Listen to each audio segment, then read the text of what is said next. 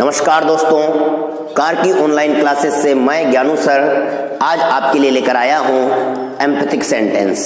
लेकिन अगर आपने अब तक हमारा चैनल सब्सक्राइब नहीं किया है तो जल्दी से सब्सक्राइब कर दीजिए ताकि आने वाली वीडियोस की नोटिफिकेशन समय समय पर मिलती रहे। चैनल को, वीडियो को अंत तक देखिए ताकि वीडियो पूरी तरह से समझ में आए। लाइक कीजिए। चलिएगा आगे बढ़ते हैं। एम्पैथिक सेंटेंस आपने सामान्य जीवन में इस तरह के सेंटेंसेस को पढ़ा, सुना, देखा होगा। किस तरह से एम्पैथिक सेंटेंस क्या होते हैं? एम्पैथिक सेंटेंस वे सेंटेंस जिनमें बात को बलपूर्वक, जोरपूर्वक कहा जाता है, यानी फोर्सफुली कहे जाने वाले सेंटेंस एम्पैथिक सेंटेंस कहलाते हैं। इन्हें प्रेजेंट इंडेफिनिट में भी बनाया जा सकता है, पास्ट इंडेफिनिट में भी बनाया जा सकता है। चलिएगा पहले प्रेजेंट इंडेफिनिट टेंस में एम्पैथिक सेंटेंस का अध्ययन कर लेते हैं। किस तरह से समस्या पहली हमारी कि हम पहचानेंगे कैसे? तो पहचान के रूप में यहां तो शब्द का इस्तेमाल किया जाएगा। तो जैसे मैं जाता तो हूं, आता तो हूं, खेलता तो हूं, पढ़ता तो हूं, टीवी देखता तो हूं, इस तरह से तो शब्द का इस्तेमाल किया जाएगा। ठीक है, इसके लिए हमें डू डज लगाना होता है। डू डज, ठीक है ना। अब पैटर्न को देखिएगा। सबसे पहले पैटर्न, सबसे पहले क्या आ जाएगा? सब्जेक्ट आ जाएगा। सब्जेक्ट के बाद क्या आ जाएगा? डू और डज आ जाएगा। डू और डज आ जाएगा। आपको मालूम होगा प्रेजेंट इंडेफिनिट टेंस का अफर्मेटिव सेंटेंस बनाते समय उस टेंस के हेल्पिंग वर्ब डू डज का प्रयोग करते ही नहीं जी, नहीं करते। सब्जेक्ट के बाद सीधा मेन वर्ब आती है, मेन वर्ब की फर्स्ट फॉर्म। और अगर सब्जेक्ट ही, शी, इट और सिंगुलर्स हो, सिंगुलर नाउन्स हो तो ऐसे ईएस भी लगाते हैं। ठीक है दोस्तों, लेकिन ये एम्पैथिक है। पैटर्न सबसे पहले सब्जेक्ट, सब्जेक्ट के बाद डू डज, यानी यहां डू डज लगेगा। और सब्जेक्ट डू डज के बाद सबसे बड़ी बात मेन वर्ब की फर्स्ट फॉर्म आएगी। और हाँ, कुछ भी हो, सब्जेक्ट कैसा भी हो, यहां एस या ईएस नहीं लगाना। याद रह जाएगा ना। पैटर्न क्या? सबसे पहले सब्जेक्ट, उसके बाद डू डज, उसके बाद मेन वर्ब की फर्स्ट फॉर्म और फिर सबसे अंत में ऑब्जेक्ट। चलिएगा वाक्य में प्रयोग करके देखते हैं। जैसे साधारण अफर्मेटिव लेके वाक्य बनाते हैं। जैसे मैं रोज विद्यालय जाता हूं। मैं रोज विद्यालय जाता हूं, ये एम्पैथिक नहीं है। ठीक है ना। मैं रोज विद्यालय जाता हूं, मैं को कहते हैं आई। प्रेजेंट इंडेफिनिट में हेल्पिंग वर्ब डू डज नहीं आती, सीधे मेन वर्ब जाना। I go to school daily. I go to school daily. अब हम इसी वाक्य को एम्पैथिक बना देते हैं। जैसे मैं रोज विद्यालय जाता तो हूं, तुम नहीं जाते। नहीं, मैं जाता हूं। नहीं, तुम नहीं जाते, मैं जाता तो हूं। समझ रहे? जोर देकर, फोर्सफुली, मैं जाता तो हूं। राइट। तो मैं रोज विद्यालय जाता तो हूं, तो क्या बन जाएगा दोस्तों? मैं आई के साथ helping verb do does, sorry, I के साथ डू डज लगाना होगा। यहां एम्पैथिक है ना, तो आई के साथ डू, आई डू, वही मेन वर्ब की first form go. I do go to school daily. I do go to school daily. समझ रहे हैं दोस्तों? दूसरा देखिए, जैसे वह खाना बनाती तो है, वह को कहेंगे शी, और शी के साथ क्या आ जाएगा दोस्तों? डज। इतना तो आपको मालूम है ना, डू किसके और डज किसके साथ लगाया जाएगा? ही, शी, इट और सिंगुलर नाउन्स के साथ does, I, we, they, you और प्लूरल नाउन्स के साथ डू का प्रयोग करते हैं। वह खाना बनाती तो है, वह को शी के साथ does. She does main verb cook food. She does cook food. वह खाना बनाती तो है।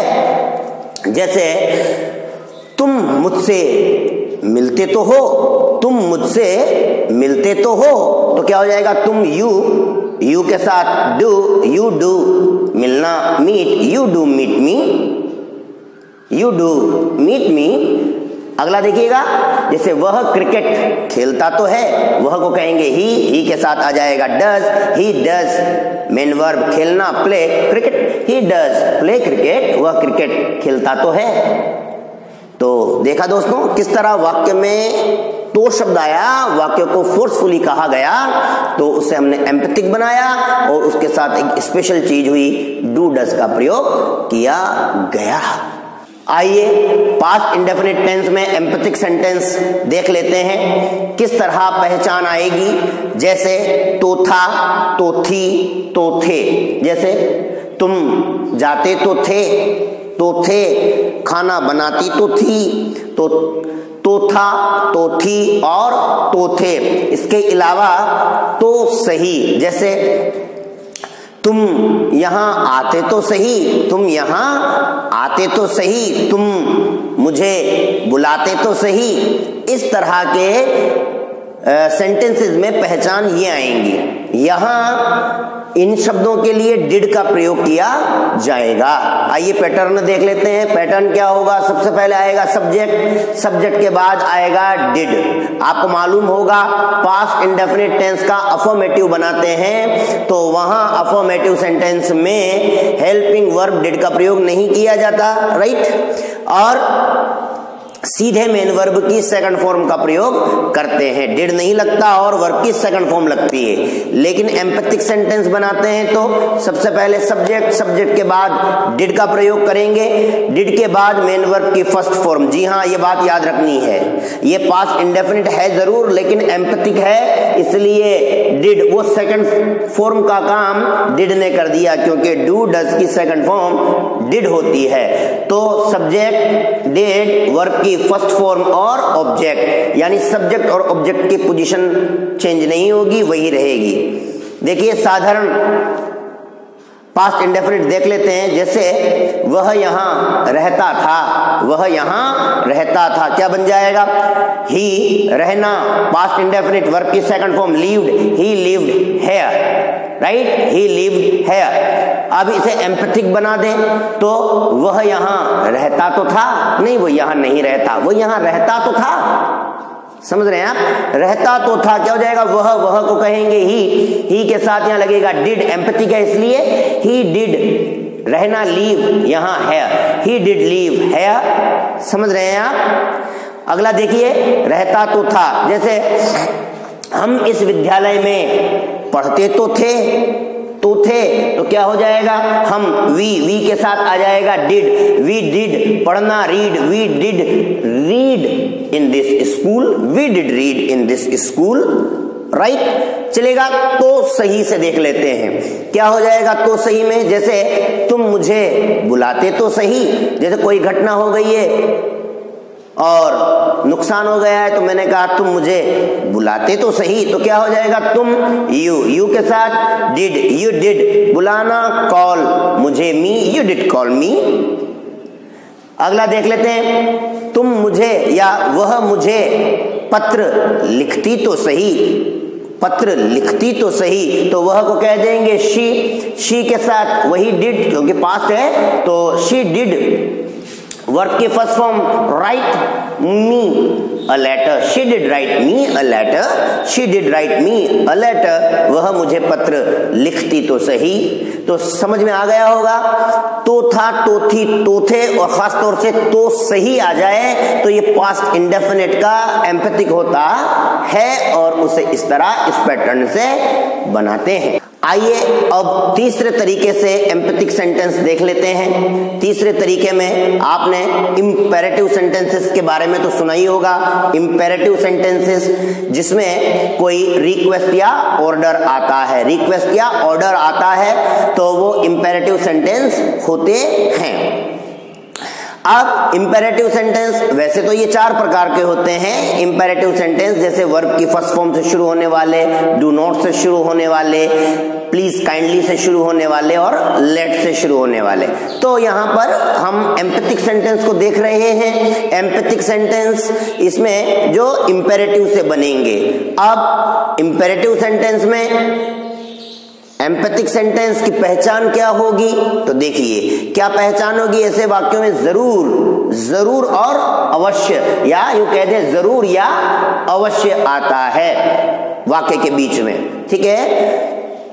अब क्या पैटर्न हो जाएगा? सबसे पहले अपन यहां लगा देंगे डू डज, और उसके बाद मेन वर्ब की फर्स्ट फॉर्म, ये हो जाएगा इसका पैटर्न। और अगर वाक्य में ऑब्जेक्ट है तो वो ऑब्जेक्ट लग जाएगा, तो डू डज, वर्ब की फर्स्ट फॉर्म और ऑब्जेक्ट, ये पैटर्न बन जाएगा। आपको मैं बता दूं यहां डू डज, क्योंकि एक सीक्वेंस और एक जोड़ा है इसीलिए डू डज बताया। यहां मोस्टली डू ही लगता है, समझ रहे हैं आप बात को। चलिए पहले इंपेरेटिव बनाते हैं, जैसे घर आना, ठीक है, घर आना, तो क्या बन जाएगा घर आना, कम होम, कम होम, ये इंपेरेटिव सेंटेंस है, एम्पैथिक नहीं बनाया अभी हमने। घर आना कम होम, मेरे घर आना कम माई होम, समझ गए आप।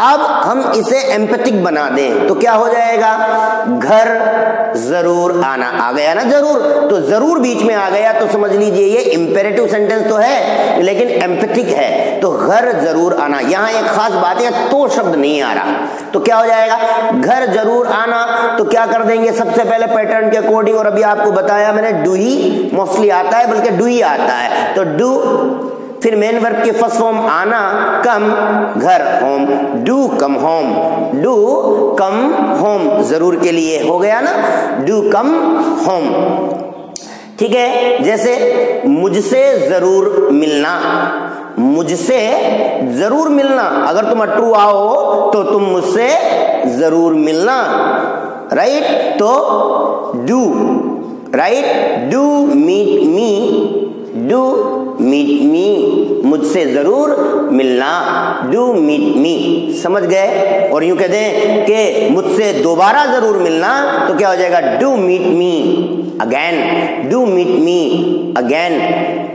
जैसे दरवाजा जरूर बंद कर लेना, रात को सोने से पहले दरवाजा जरूर बंद कर लेना, भूल न जाना, दरवाजा जरूर बंद कर लेना, ये इंपेरेटिव है तो जरूर आ गया, एम्पैथिक बना देंगे।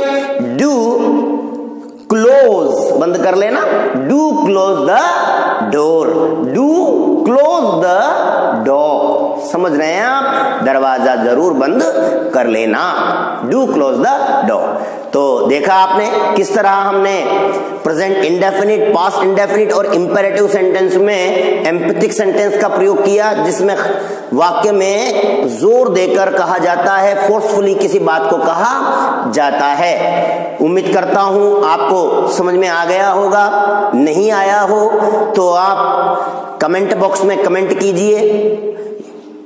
अगली वीडियो लेकर मैं जल्द ही आपके पास आता हूं, तब तक के लिए जय श्री राम।